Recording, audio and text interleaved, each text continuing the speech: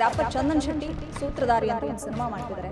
ಅವರಿಗೆ ನಾನು ನಾಯಕ ನಟನಾಗಿ ಮೆರವಣಿಗೆ ಹೊರಡುವಂತಹ ಅವಕಾಶ ಸಿಕ್ತು, ಆ ಕ್ಷಣಕ್ಕಾಗಿ ಎದುರು ನೋಡ್ಲಾ ಅಥವಾ ನನ್ನ ವೈಯಕ್ತಿಕ ಬದುಕಲ್ಲಿ ಬಿರುಗಾಳಿ ಎದ್ದಿದೆ, ನನ್ನ ಪತ್ನಿ ನನ್ನನ್ನು ಬಿಟ್ಟು ಡಿವೋರ್ಸ್ ತಗೊಂಡ್ಲು ಅಂತ ಯೋಚನೆ ಮಾಡ್ಲಾ? ಈ ಒಂದು ಸಂಕಷ್ಟದ ಪರಿಸ್ಥಿತಿಯಲ್ಲಿ ಅವರು ಇವತ್ತಿದ್ದಾರೆ. ಅಕಸ್ಮಾತ್ವಾಗಿ ಒಂದು ಸ್ನೇಹಿತರ ಪರಿಚಯ ಆಗ್ತಾರೆ, ಬಟ್ ಅವರು ಒಂದು ಆಕ್ಟಿವಿಟಿ ಮತ್ತೆ ಅವರೆಲ್ಲ ಒಂದು ಹಂಬಲ್ನೆಸ್ ನೋಡಿ ನನಗೆ ಅನ್ಸುತ್ತೆ, ಅಂದ್ರೆ ಇವ್ರನ್ನ ಒಳ್ಳೆ ಟ್ಯಾಲೆಂಟ್ ಇಲ್ಲ ಇಲ್ಲ ಇಲ್ಲ ಯಾಕೆ ಮಾಡಬಾರ್ದು.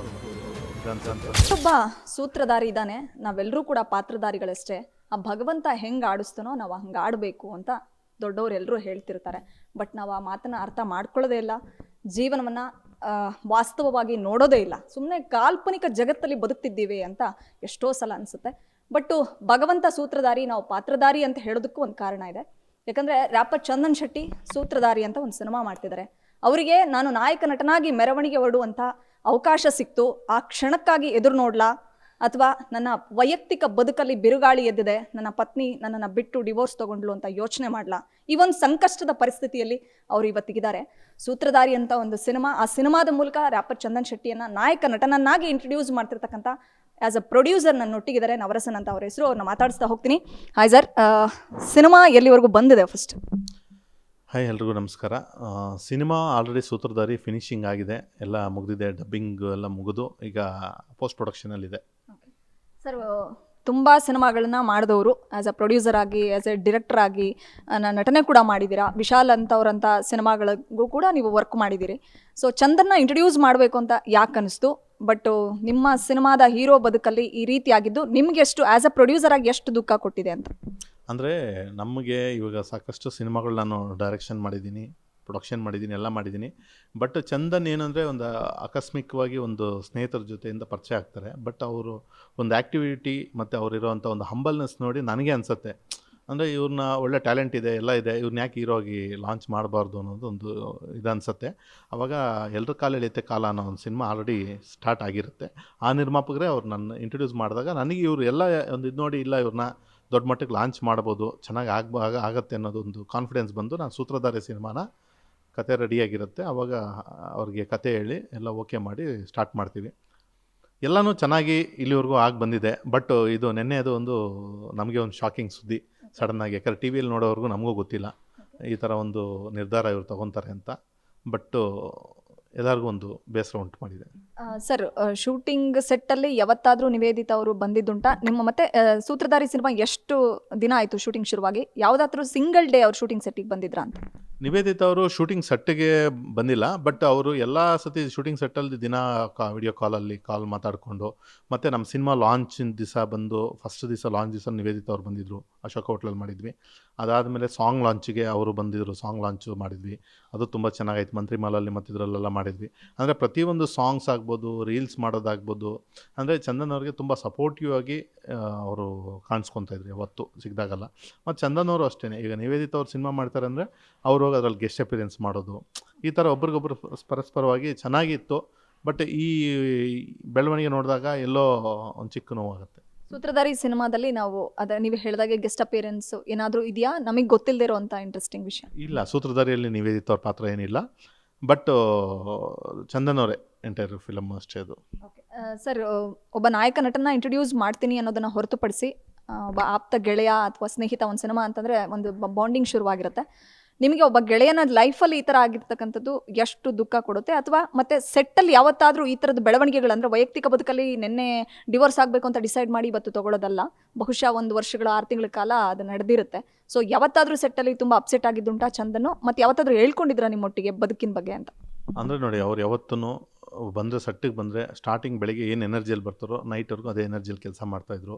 ಬಟ್ ಯಾವತ್ತೂ ಅವರು ಒಂದು ದಿವಸ ಅಪ್ಸೆಟ್ ಆಗಿರೋದಾಗಲಿ, ಈಗ ನಿನ್ನೆ ಬೆಳಗ್ಗೆನೂ ಮಾತಾಡ್ತಿದ್ದೆ ನಾನು 11:30ವರೆಗೂ ಫೋನಲ್ಲಿ ಕಾನಲ್ಲಿ.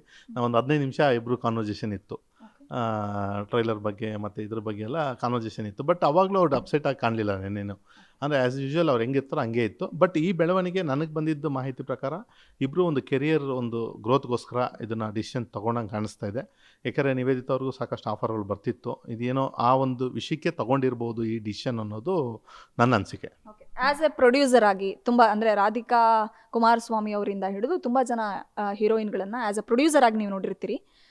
ಕರಿಯರ್ಗೋಸ್ಕರ ಈ ಥರದ ನಿರ್ಧಾರವನ್ನು ಕೈಗೊಳ್ಳೋದ್ರಲ್ಲಿ ಅಂದರೆ ಬದುಕನ್ನೇ ಕೊನೆಗಾಣಿಸ್ಕೊಂಡು ಬರೀ ಕರಿಯರ್ ಫೋಕಸ್ ಮಾಡೋದು ಎಷ್ಟು ಸರಿ ಅಂತ ಆ್ಯಸ್ ಎ ಪ್ರೊಡ್ಯೂಸರ್ ಆಗಿ ನಿಮ್ಗೆ ಅನ್ಸುತ್ತೆ? ಅಂದರೆ ನೋಡಿ, ಇವಾಗ ಒಬ್ಬೊಬ್ರದ್ದು ಒಂಥರ ನಿರ್ಧಾರಗಳು. ಈಗ ನಾವು ರಾಧಿಕಾ ಕುಮಾರಸ್ವಾಮಿ ಅವ್ರದ್ದು ನಾನು ನಿರ್ದೇಶನ ಮತ್ತು ನಿರ್ಮಾಣ ಎರಡೂ ಮಾಡಿದೆ, ದಮಯಂತಿ ಸಿನಿಮಾ. ಅದರಲ್ಲಿ ಅವರು ಒಂದು ಮದುವೆಯಾಗಿ ಒಂದು ಮಗು ಇದ್ರೂ ಆ ಸಿನಿಮಾ ಸೂಪರಾಗಿ ನನಗೆ ಯಾಕೆ ಬಂತು, ಒಳ್ಳೆ ಬ್ಲಾಕ್ ಬಸ್ಟರ್ ಆಯಿತು ನನಗೆ. ಅಂದರೆ ಆ ಥರ ಎಲ್ಲ ಏನಿಲ್ಲ, ಅದು ಅವ್ರವರು ಪರ್ಸ್ನಲ್ ಒಪಿನಿಯನ್ಸು.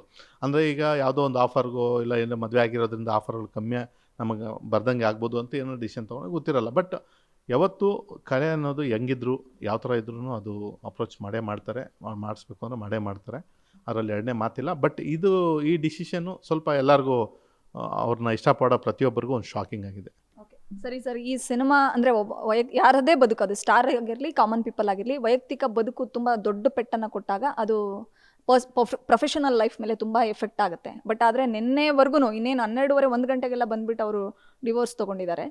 ಬಟ್ 11:00ವರೆಗೆ ನೀವು ಮಾತಾಡ್ತಿದ್ದೀರಿ ಅಂತಂದರೆ, ಸಿನಿಮಾದ ಬಗ್ಗೆನೇ ಮಾತಾಡ್ತಿದ್ರು ಅಂತಂದರೆ ಅವ್ರಿಗೂ ಕೂಡ ಸಿನಿಮಾದ ಬಗ್ಗೆ ಅಷ್ಟೇ ಪ್ಯಾಷನ್ ಇದೆ ಚಂದನ್ ಅವರಿಗೆ.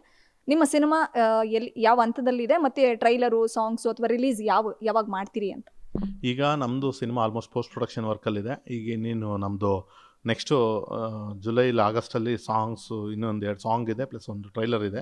ರಿಲೀಸ್ ಮಾಡಿಬಿಟ್ಟು ನಾವು ಆಫ್ಟರ್ ಅಕ್ಟೋಬರ್ ಮೇಲೆ ಪ್ಲ್ಯಾನ್ ಮಾಡ್ತಾಯಿದ್ದೀವಿ ರಿಲೀಸಿಂಗ್ಗೆ. ಈ ನಿರ್ಧಾರ ವಾಪಸ್ ತಗೊಳ್ಳಿ, ಸರಿ ಹೋಗಿ ಅಂತ ಹೇಳೋದಕ್ಕೆ ನಾವು ಯಾರೂ ಅಲ್ಲ. ಬಟ್ ಒಬ್ಬ ಗೆಳೆಯನಿಗೆ ತಾವು ಏನು ಹೇಳಿಕ್ಕೆ ಬಯಸ್ತೀರಾ ನಮ್ಮ ಚಾನಲ್ ಥ್ರೂ? ಯಾವಾಗಾದರೂ ಮಾತಾಡಿದ್ರ ನೆನ್ನೆಯಿಂದ ಇಲ್ಲಿವರೆಗೂ? ಅಂದರೆ ನೆನ್ನೆಯಿಂದ ಇಲ್ಲಿವರೆಗೂ ಟ್ರೈ ಮಾಡಿದ್ವಿ, ಬಟ್ ಅವ್ರ ಫೋನ್ ಸ್ವಿಚ್ ಆಫ್ ಆಗಿದೆ. ಮತ್ತು ಅವ್ರದ್ದು ವಾಟ್ಸಪ್ಪಲ್ಲೂ ಮೆಸೇಜ್ ನೋಡಿದ್ದಾರೆ, ಬಟ್ ರಿಪ್ಲೈ ಬಂದಿಲ್ಲ. ಬಟ್ ಒಂದೇ ಒಪಿನಿಯನ್ ನಮ್ಗೆ ಹೇಳೋದೇನೆಂದರೆ, ಅವ್ರದ್ದೇನೇ ಒಪಿನಿಯನ್ಸ್ ಇರ್ಬೋದು, ದಯವಿಟ್ಟು ಬಂದೊಂದು ಕ್ಲಾರಿಟಿ ಅವರು ಹೇಳಿ ಅದೊಂದು ಸ್ಪಷ್ಟನೆ ಕೊಟ್ಟರೆ ಎಲ್ಲರೂ ಸ್ವಲ್ಪ ಅದು ಇದಾಗುತ್ತೆ. ಇಲ್ಲಾಂದರೆ ಸುಮ್ಮನೆ ಹುಳಿ ಹಿಂಡೋರು ಏನು ಬೇಕಾದ್ರೂ ಹಿಂಡ್ತಾ ಇರ್ತಾರೆ. ಸಖತ್ತು ಸೋಷಿಯಲ್ ಮೀಡಿಯಾ ಟ್ರೋಲ್ಸ್ ಎಲ್ಲ ನೋಡ್ತಾ ಇದ್ದೀವಿ, ಬೇಜಾರಾಗುತ್ತೆ. ಯಾಕಂದರೆ ನೋಡಿ, ಅವ್ರವ್ರ ಮನೆಯಲ್ಲಿ ಆದಾಗಲೇ ಅವ್ರಿಗೆ ನೋವು ಗೊತ್ತಾಗೋದು. ಬೇರೆಯವ್ರ ಮನೆಯಲ್ಲಿ ಇರೋ ವಿಷಯಗಳನ್ನ ಈಸಿಯಾಗಿ ಕ್ಯಾಲ್ಕುಲೇಟ್ ಮಾಡಿ ಒಬ್ಬರನ್ನ ಈಸಿಯಾಗಿ ಏನೋ ಒಂದು ವಿಷಯದಲ್ಲಿ ಹೇಳ್ಬಿಡ್ಬೋದು. ಬಟ್ ಅವರ ಪರ್ಸ್ನಲ್ ಅವ್ರ ಪರ್ಸ್ನಲ್ ವಿಷಯದಲ್ಲಿ ಅವರು ಒಂದು ಇದರಲ್ಲಿ ಇನ್ಸ್ಟಾಗ್ರಾಮಲ್ಲಿ ಸ್ಟೇಟಸ್ ಹಾಕಿದ್ದಾರೆ, ಒಂದು ಪೋಸ್ಟ್ ಹಾಕಿದ್ದಾರೆ. ಇದು ನಾವು ಇಬ್ಬರು ಸೇರಿ ತೊಗೊಂಡು ಡಿಸಿಷನ್ನು, ಇದನ್ನ ರೆಸ್ಪೆಕ್ಟ್ ಮಾಡಿ ಅಂತ ಹೇಳಿದ್ದಾರೆ. ಹಂಗೆ ಹೇಳಿದಾಗ ಅವರಿಬ್ಬರು ಹೇಳಿದಾಗ ನಾವು ರೆಸ್ಪೆಕ್ಟ್ ಮಾಡಲೇಬೇಕು. ಈಗ ಒಂದಾಗ್ತೀವಿ ಅಂದಾಗಲೂ ನಾವು ಖುಷಿ ಪಟ್ಟಿದ್ದೀವಿ. ಈಗ ಅವರು ನೆನ್ನೆ ನೋಡಿದ್ರೆ ವಿಡಿಯೋದಲ್ಲಿ ಇಬ್ಬರು ಕೈ ಹಿಡ್ಕೊಂಡು ಒಬ್ರಿಗೊಬ್ಬರು ಇವತ್ತೂ ಅದೇ ಥರ ಒಂದು ಇದರಲ್ಲೇ, ಅಂದರೆ ಅವರಿಬ್ಬರು ಅಂಡರ್ಸ್ಟ್ಯಾಂಡಿಂಗಿಂದನೇ ಇವತ್ತು ಆ ಡಿಸಿಷನ್ ತೊಗೊಂಡಿದ್ದಾರೆ. ಅದಕ್ಕೂ ನಾವು ಅಕ್ಸೆಪ್ಟ್ ಮಾಡಲೇಬೇಕು. ಬೇಕಾದ್ರೆ ಅವರಿಬ್ಬರು ಪರ್ಸ್ನಲ್ ಒಪಿನಿಯನ್ಸ್ ಅದು, ಅದರಿಂದ ನಾವೇನು ಹೇಳೋದಕ್ಕಾಗೋದಿಲ್ಲ. ಬಟ್ ಇಬ್ಬರು ಚೆನ್ನಾಗಿದ್ದರೆ it's very good. Sutradhari cinema Chandan ಕರಿಯರ್ಗೆ ಎಷ್ಟು ಪ್ಲಸ್ ಆಗುತ್ತೆ? ಮೊದಲನೇ ಸಿನಿಮಾ ಆ್ಯಸ್ ಅ ಪ್ರೊಡ್ಯೂಸರ್ ಆಗಿ ಅವ್ರನ್ನ ಯಾವ ಹಂತಕ್ಕೆ ತಾವು ನಿಲ್ಲಿಸ್ತೀರಿ ಅಂತ? ಯಾಕಂದರೆ ಇಡೀ ಸೌತ್ ಸಿನಿಮಾ ಇಂಡಸ್ಟ್ರಿಯಲ್ಲೇ ನೀವೇನು, ನಿಮ್ಮ ತಾಕತ್ತೇನು, ನಿಮ್ಮ ಕೆಪಾಸಿಟಿ ಏನು ಅಂತ ಆ್ಯಸ್ ಅ ಪ್ರೊಡ್ಯೂಸರ್ ಆಗಿ ನೀವು ಪ್ರೂವ್ ಮಾಡಿದ್ರಿ. ಸೊ ಹೇಗಿರುತ್ತೆ ಸೂತ್ರಧಾರಿ? ಇಲ್ಲಿವರೆಗೂ ಚಂದನ್ ಶೆಟ್ಟಿನ ಎಲ್ಲರೂ ಬಂದು ಸಾಂಗ್ಸ್ ಮುಖಾಂತರ ಇದ್ರ ಮುಖಾಂತರ ನೋಡಿದ್ದಾರೆ. But it's A very serious cinema, comedy with serious. Chandan ಅವ್ರನ್ನ ಇಲ್ಲಿವರೆಗೂ ಯಾರು ನೋಡಿರಲ್ಲ. ಆ ಥರ ಒಂದು ಇದರಲ್ಲಿ ತುಂಬ ಅದ್ಭುತವಾಗಿ ಆ್ಯಕ್ಟ್ ಮಾಡಿದ್ದು. ನಾನು ಅವ್ರಿಗೆ ಹೇಳಿದೆ ಒಂದು 10-15 ಸಿನಿಮಾ, ಯಾಕಂದ್ರೆ ನೋಡಿ, ಈಗ ನಾನು ರಾಧಿಕಾ ಅವ್ರ ಹತ್ರ ಇಂದ ಹಿಡಿದು ಸಿಕ್ಕಾಪಟ್ಟೆ ಸೀನಿಯರ್ ಆರ್ಟಿಸ್ಟ್ಗಳ ಜೊತೆ ಎಲ್ಲ ನಾನು ಪ್ರೊಡಕ್ಷನಲ್ಲಿ ವರ್ಕ್ ಮಾಡಿದ್ದಾರೆ. ಬಟ್ ನಾನು ಅವ್ರಿಗೆ ಅದೇ ಹೇಳಿದ್ದು, ಈ ಒಂದು 30-40 ಸಿನಿಮಾ ಮಾಡಿರೋ ಎಕ್ಸ್ಪೀರಿಯನ್ಸ್ ಒಬ್ಬ ಆರ್ಟಿಸ್ಟು, ಅಂದರೆ ಒಬ್ಬ ಲೀಡ್ ಕ್ಯಾರೆಕ್ಟರ್ ಹೆಂಗಿರ್ತಾರೋ ಆ ಥರ ಒಂದು ಕೆಪಾಸಿಟಿ ಇದೆ ಚಂದನ್ ಶೆಟ್ಟಿಗೆ, ಆಯಿತಾ. ಅವ್ರಿಗೆ ಅದಕ್ಕೆ ನಾನು ಹೇಳಿದೆ, ನೀವು ಮಾಡಿ. ಯಾಕೆಂದರೆ ಇಷ್ಟು ಚೆನ್ನಾಗಿ ಬಂದು ಈಗ ನಮ್ಮ ಕನ್ನಡ ಇಂಡಸ್ಟ್ರಿಯಲ್ಲಿ ಹೀರೋಗಳು ಆಲ್ರೆಡಿ ತುಂಬ ಕಮ್ಮಿ ಇದ್ದಾರೆ. ಅವ್ರು ಡೆಫಿನೆಟಾಗಿ ಸೂತ್ರಧಾರಿ ಆಗ್ಬೋದು, ಎಲ್ಲರ ಕಾಲ ಎಳೆಯುತ್ತೆ, ವಿದ್ಯಾರ್ಥಿ 3 ಸಿನಿಮಾಗಳಿದೆ. ಈ ಸಿನಿಮಾ ಆಚೆ ಬಂದರೆ, ಸೂತ್ರಧಾರಿ ಇವೆಲ್ಲ ಆಚೆ ಬಂದರೆ ಡೆಫಿನೆಟಾಗಿ ಒಂದು ಹೀರೋ ಇಂಡಸ್ಟ್ರಿಗೆ ಇದ್ದಾರಪ್ಪ. ನೆಕ್ಸ್ಟ್ ಒಂದು ಒಳ್ಳೊಳ್ಳೆ ಪ್ರಾಜೆಕ್ಟ್ಸು, ಒಳ್ಳೊಳ್ಳೆ ಡೈರೆಕ್ಟರ್ಸು, ಒಳ್ಳೊಳ್ಳೆ ಪ್ರೊಡಕ್ಷನ್ ಹೌಸು ಅವ್ರನ್ನ ಅಪ್ರೋಚ್ ಮಾಡೋ ಅಂಥ ಸಾಧ್ಯತೆಗಳಿರುತ್ತೆ. ಅಲ್ಲ, ಆ ಥರ ಇಲ್ಲ. ಈಗ ನನಗಿನ ಮುಂಚೆ ಅವ್ರು ಸ್ಟಾರ್ಟ್ ಮಾಡಿದ್ರು, ಒಬ್ಬರು ಎಲ್ಲರ ಕಾಲ ಎಳೆಯುತ್ತೆ. ಅದಾದಮೇಲೆ ವಿದ್ಯಾರ್ಥಿ ಸ್ಟಾರ್ಟ್ ಮಾಡಿದ್ರು. ಈಗ ಯಾರ್ದು ಫಸ್ಟು ಬರ್ತಾರೆ ಗೊತ್ತಿಲ್ಲ, ನಮ್ದು ಇನ್ನೂ ಕೆಲಸ ನಡೀತಾ ಇದೆ.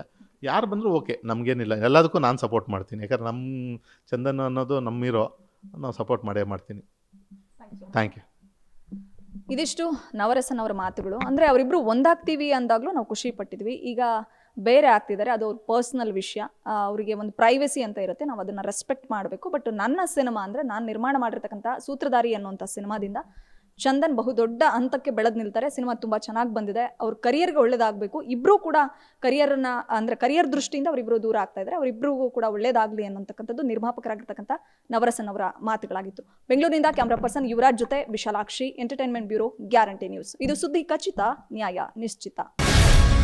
ಗ್ಯಾರಂಟಿ ನ್ಯೂಸ್, ಸುದ್ದಿ ಖಚಿತ, ನ್ಯಾಯ ನಿಶ್ಚಿತ.